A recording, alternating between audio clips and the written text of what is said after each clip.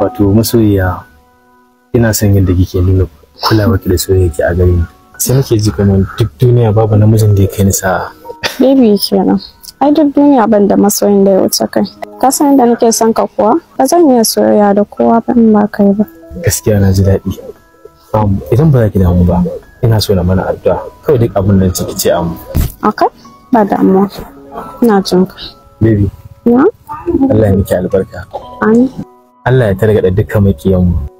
Amin ya Allah ne. Allah ya sa in dai kina da wani saurayi bayan ni, Allah ya karɓi rayuwarsa kafin daren yau. Baby.